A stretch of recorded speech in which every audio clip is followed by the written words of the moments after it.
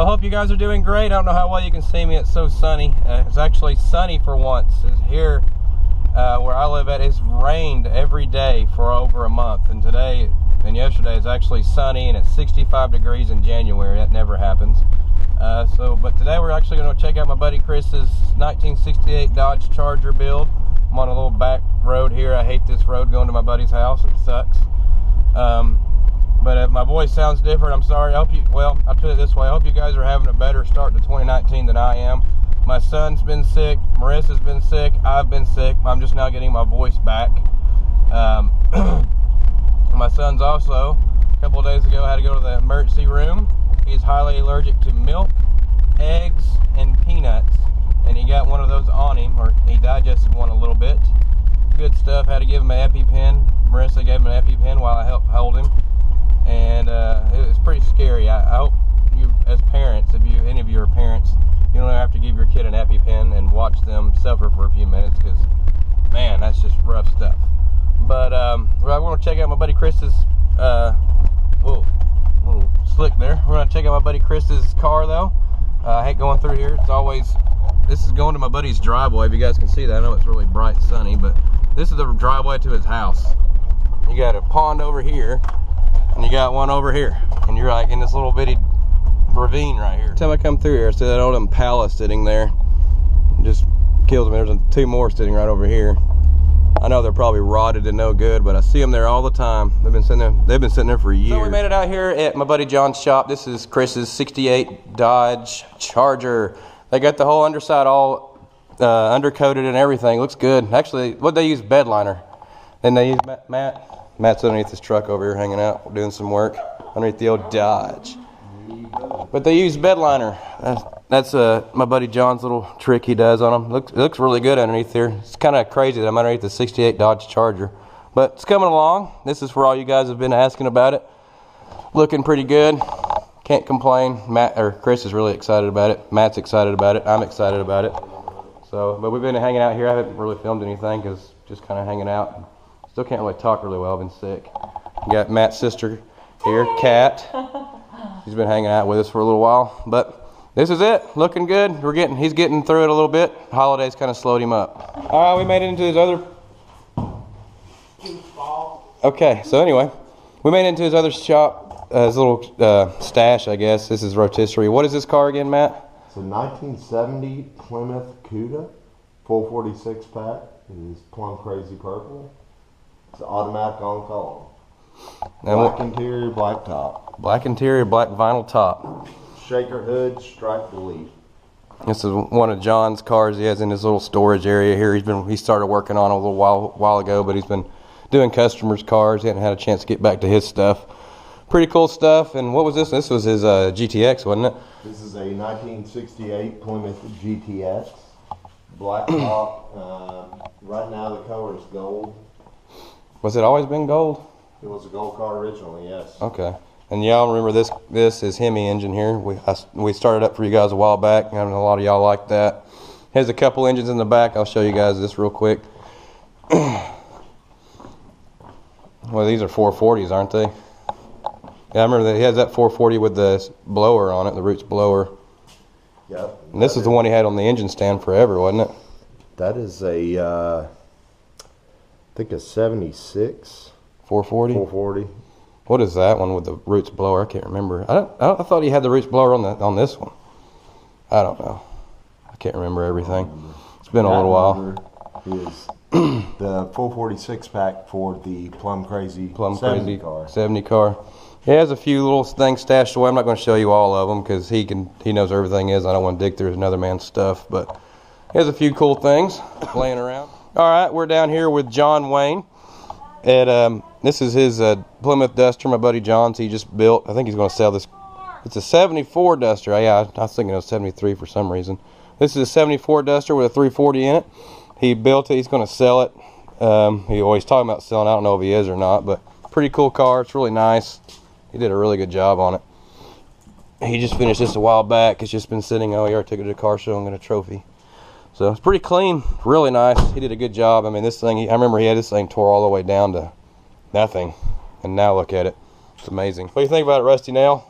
Oh, Red? Getting him some cat love here. Yesterday's video, or this is the next day from the first part of this video. Chris's car, the hole underneath, like I just showed you guys, it's all been bed linered. But what I didn't tell you is they started out, they sanded the hole, or they got the whole underside of the car all the way down to bare metal. They scraped off all the factory undercoating and stuff, and some of the new floor pans in it, you know, they scuffed those up. Then they hit it with some primer sealer, then they scuffed that, and then they hit it with the bed liner. All that took forever. Chris helped out to help save on some of the labor, and you know, it looks great. Really nice. It's going to be a really nice car. That's one thing I can say about my buddy John at his shop, and when he builds cars, he does it right. You know, he want to do it right the first time, not the third or fourth time like what I have to do with my stuff, because I listen to the wrong people. But I did get a few things in the mail last week when I was not feeling good. I didn't film anything. For the car, I got a transmission cooler install kit. Got my adapters for my transmission and all the AN fittings, the push lock style fittings and everything.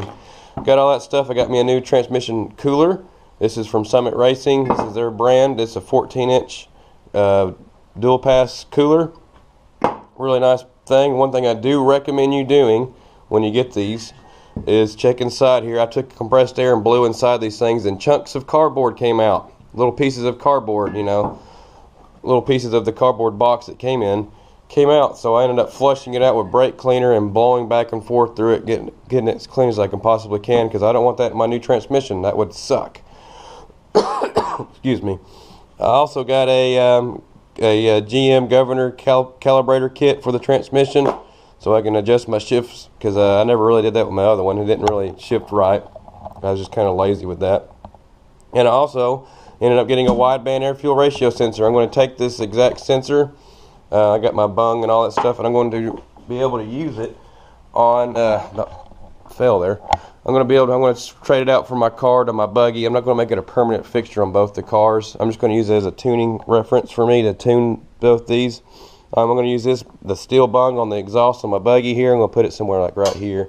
That's what I'm getting ready to do here in a few minutes. And I've ordered a stainless steel bung for my car. Alright, I took my drilled up the hole good. Got my bung. It'll fit down in there really good, nice and good. Good to go. I took my grinder and I ground down all around that really good. So now all I gotta do is weld this thing up. I screwed that little plug inside there so I don't get any welding slag inside there and mess up my threads. So hopefully we're good to go to weld that on. Okay, I got it all welded on. It's not my best welds, but they'll do. I took some more grill paint. That's what I painted my whole exhaust with. This Rust-Oleum grill paint. And I painted the whole corner piece right here. Again, it's already fading anyway because it gets so hot right through here anyway.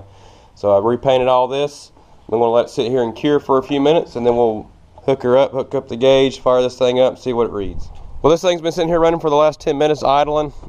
It's good and warmed up. The oil pressure gauge started going down once it gets good and warmed up. So while I was running and warming up, I ended up on the wiring going to the for the electrical on the gauge. I took some gator clips, as you can see, and I soldered some ends on them. I soldered some wire on them, and then I hooked them, butt connected them to the wire that came with the gauge. And of course I did red for power and black for ground / common, whatever you want to call it. Well, I laid my camera down. I forgot to grab it, but I took this thing on a quick test drive. I had it just kind of rinky-dink set up here and just ran it up through there, up to the front here, and I had the gauges. I had it sitting like this where I can look down and see it real quick. At idle, it idles. It's kind of rich. It's at 11.2-ish, somewhere around there. And when you cruise down the road, I don't know. It just depends.